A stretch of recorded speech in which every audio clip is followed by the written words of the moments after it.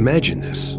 You step into a room and every gaze lingers just a second too long, not with judgment, but with quiet disbelief. You don't look your age, they say, as if youth were a compliment and time a thief. But what if the opposite were true? What if appearing younger isn't a blessing, but a silent curse, a psychological trick played by a society terrified of decay? Why do we fear wrinkles more than irrelevance?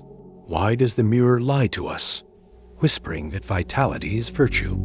The deepest manipulation techniques in psychology don't use force. They make you worship the illusion. And here's the unsettling truth. If you look younger than your age, it means you've already been ensnared. But by what? And who gains from your fear? The answer is closer than you think, and far more dangerous. Beneath the surface of every compliment about your youthful appearance lurks an unspoken hierarchy, one that ties worth to the illusion of immortality. Carl Jung warned of the shadow, the part of ourselves we disown, and here it festers. We reject aging because we reject mortality itself. Nietzsche called it the will to power, not just over others, but over time. We dye our hair, smooth our skin, and starve our bodies into submission, all while whispering Sartre's lie. Hell is other people, but the real hell is the prison of our own making. Society didn't invent this fear, it weaponized it. The beauty industry, social media, even workplace culture thrive on your desperation to remain unmarked by years. Viktor Frankl wrote that suffering loses its power when given meaning. So why have we made aging meaningless? The clock ticks, the trap tightens, and the most terrifying question remains: what are you sacrificing to stay young?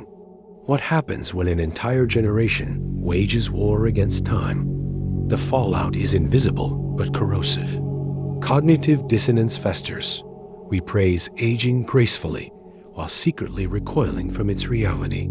The halo effect biases us to equate youth with competence, virtue, and even intelligence, leaving wisdom to wither in the shadows.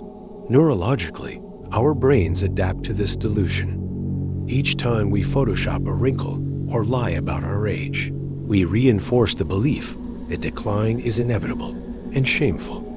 Culturally, we've erased elders from narratives, replacing them with ageless avatars. In tribal societies, lines on a face mapped stories. Now, they're targets for lasers. The consequences? A loneliness epidemic among the old, a midlife crisis redefined as a self-betrayal, and young people injecting toxins into their brows before they've even lived enough to earn a frown.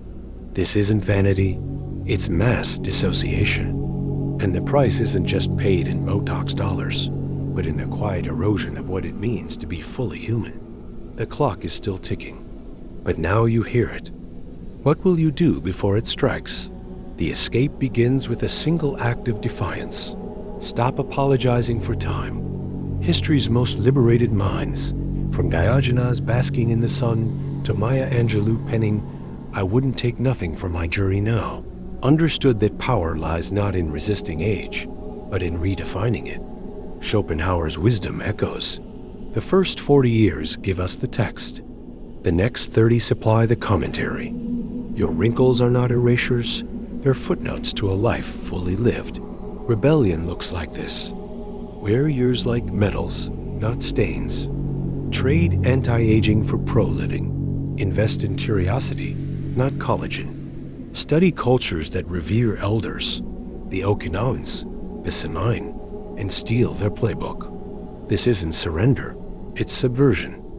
The system profits when you hate your reflection. So break the mirror. Your face was never the problem, the narrative was.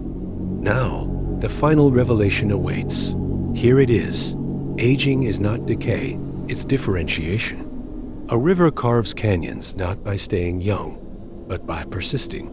Your body's changes are not betrayal, they're testimony.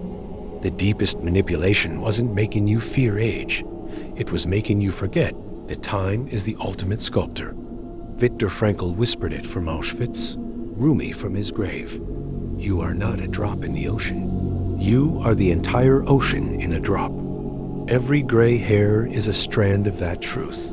So stand before the mirror and reclaim your chronology.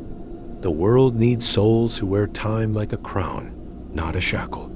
Now, what will you do with your hard-won years?